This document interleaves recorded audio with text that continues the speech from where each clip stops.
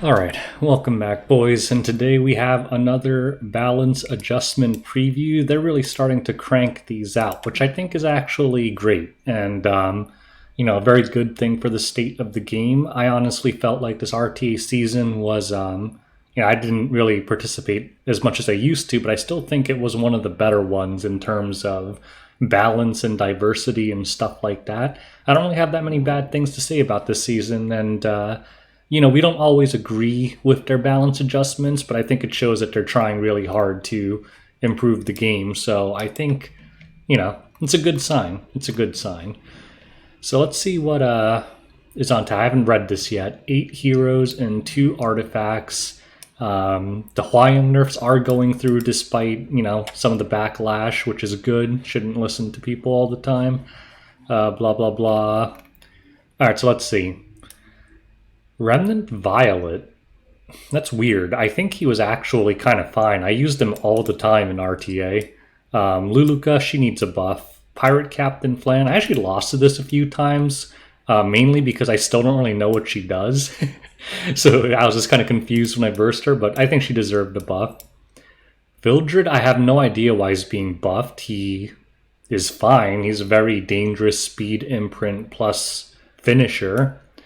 Zahhak I also think was mostly fine. He's usable in RTA, very often a must ban if he's a 5 pick. Luluka just seems random, but yeah, she's ass, so deserves a buff.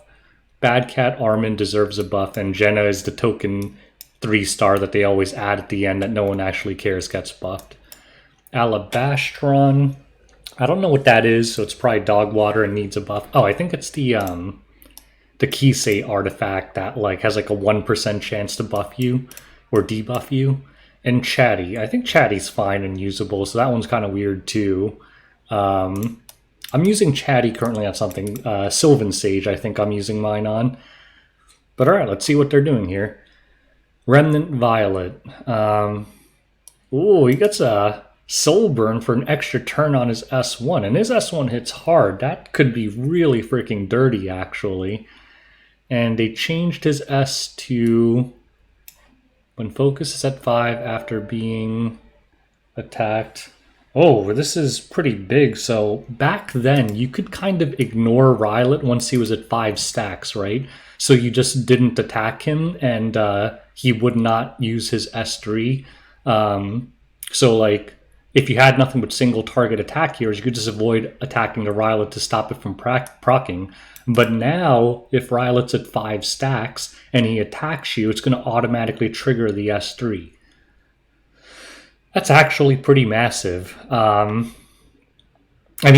it only impacts the condition where he's already at 5 focus, right? So it's not like it's very obvious all of the time, but it's still really big that you can't actually just ignore him now.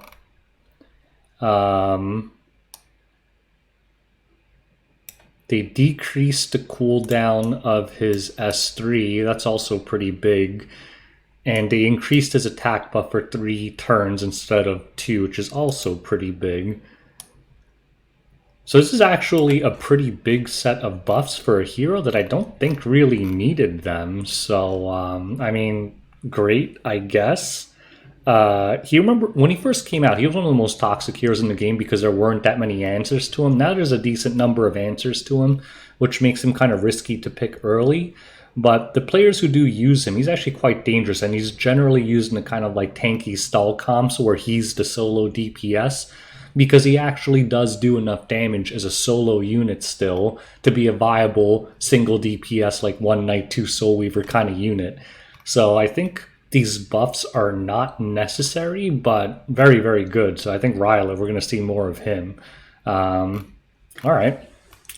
Top model Luke. I love this hero, but she is ass right now, and it's mainly because she's too slow. So S2, 20% CR push instead of 15. I guess that's good, but it doesn't fix her core problem, which is that she doesn't even get a turn and can't kill anything when she does. So her S3 increases attack of all allies, and she self-attacks, attack buffs herself with her S2 still, right? Yeah. So, Basically, they just turned her into Closet Charles, right? She's Closet Charles now. And they changed her self-imprint to crit chance, I guess. Is that her self-imprint or her team imprint? Yeah, it's her self-imprint. Well, I think it is according to what they're saying here. I mean, I guess she's significantly better. The funny thing is she actually hits weaker now, but I guess not really because you like crit is a harder stat to get than attack, so you can swap your gear around. But if you already had 100% crit, you're gonna have to rework her a little bit. I mean, the main problem with Tomoka is she isn't fast enough to actually go first and not get speed contested. She's a mage, so she can't hide behind Guiding Light. And actually, it's very hard to build a Tomoka that can reliably one-shot anything. Like even stuff like Rimaru's, even on non-proof, are very unlikely to be one-shot by Tomoka. So because of the fact that she doesn't go into stealth and like, you know, like, I mean, she does go into stealth, but because she doesn't get that turn cooldown reduction if she doesn't kill, she usually just becomes a liability if she doesn't kill someone with her S3. And she also can't cycle and stay in stealth permanently. So, I don't know, I feel like these buffs are good, but they kind of just made her into like a team initiator. Maybe she'll still be usable.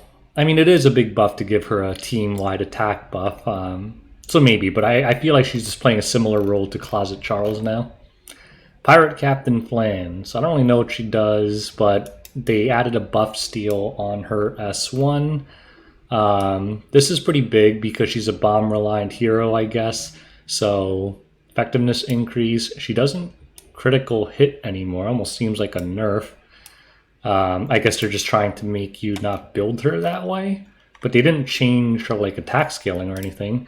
When more than one down after using execution. So anytime she uses S1 when she has a buff, it activates Hunt. So I guess the change is they got rid of on her turn, so she could do it with like a dual attack and stuff. Is that the only change here? Interesting.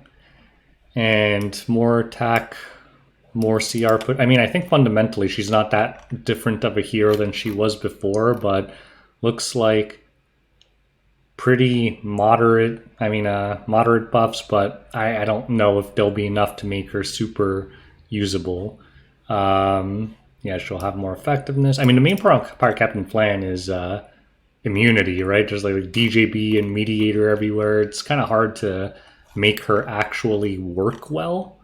I guess she could steal immunity now, but it's one buff. I mean, I think this condition will still apply. She'll be difficult to use. Vildred, what the heck are they buffing Vildred for? Looks like they have a pretty brainless setup, but he's going to do more damage all across the board. I think his damage was just fine. I've gotten my entire team one-shotted by Vildred before. Not to mention, if you're using Vildred, you're using him in a cleave as a speed imprint, and a lot of times you're death broken and stuff or have already been softened up by something like a Ran. So basically, I feel like at this one just means that if you actually go up against the Vildred and he gets a turn on you, you're dead. And that was kind of the case anyway before, so I don't really get it, but fine. I think fundamentally it won't change much because before the buff he killed you. If he actually went after the buff, he will still kill you. Zahhak, again, I think he was a usable hero. So the Zahhaks that I saw were all like 300 speed, like initiators almost, or basically speed contesters, but let's see. They got rid of the barrier on his S2 and CR push. Dispels 2 debuffs from an ally and a caster before increasing combat readiness of the ally by 15% and grants an extra turn to the caster. That's actually decently big.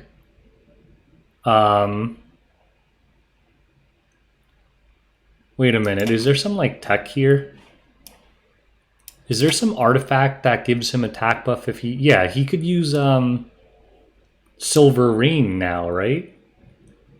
And give himself and someone else an attack buff and then basically nuke them right from the beginning. Kind of like how Ran can do that too. I think this might be... I mean, I think this is a very huge buff to begin with, because I actually don't know what Zahhak's base speed is, but he seems decently fast. Like, I've seen a bunch of 300 speed ones, so he can actually be an initiating DPS now that can totally annihilate any evasion hero, while also pushing something else up and giving them attack buff so that they... Silver Ring gives someone else attack buff too, right? I mean, I don't know. Don't quote me on that. I could be wrong, but I think it does. I think he might actually be a really dangerous initiator now. So I think this thing kind of sucked, to be honest. So this new version is way, way better. Maybe I'll have to build a Zahhak now. Maybe. Luluka, what did they do? They just made her death break chance 100%, so she's still completely useless in everything except PvE. Because I don't think this was the reason why people weren't using her in PvP. Bad Cat Armin.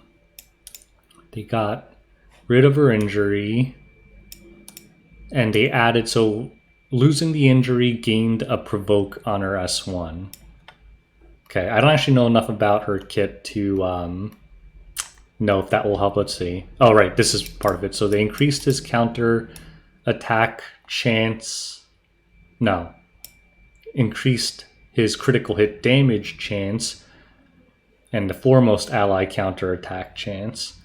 When attacked by an enemy inflicted with... Oh, okay, I get it. So, I guess it's almost like a G-Purge kind of thing. Like, you have Provoke now to incite people to attack you, and then when they attack you, your foremost ally counter attacks. I wonder if you'll be able to tech this with, like, Riolet now. But yeah, it makes more sense, because I guess the problem with her was that he had no way of actually getting people to attack him to trigger these counterattacks unless you drafted him against like AoE units. So now with him provoking people, you can actually get these foremost ally counterattacks off, and it's a 50-50 now instead of a sub 50-50. Okay. Attacks the enemy with a huge provoking for 1 turn. So everything is the same except you get a provoke. It's alright, so basically, and the damage delta is increased. Alright, I think this makes sense. So basically, it's just a provoking hero that, you know, gets your foremost ally to counter. Alright, I think these are a significant set of buffs. So this is way better than it used to be, as far as I'm concerned. Also, you get increased defense now instead of increased speed, which makes sense, I guess, because this hero didn't really need speed, although maybe now it does because you want to provoke lock people. Alright. And Jenna, that's that like blue girl unit that literally no one knows what she does, including me. Looks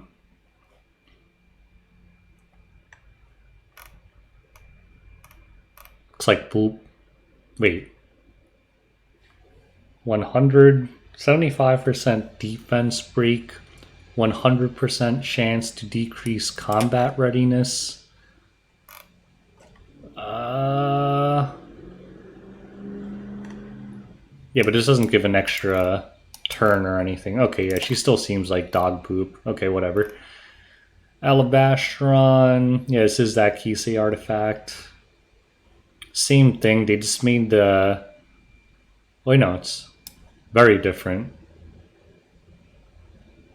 Maybe I'm thinking of Sigrid's artifact, so 50% chance to increase speed. This is an artifact? This thing is horrible. After attacking with a single attack, has a 35 to 70% chance to inflict a random... Isn't there an artifact that already does this? Like the Sigrid artifact or something? I don't know. This looks very... The new version seems very familiar, but okay. I mean, it's significantly better than this because this thing is horrendous. I still don't think a lot of people, yeah, and maybe, I don't know.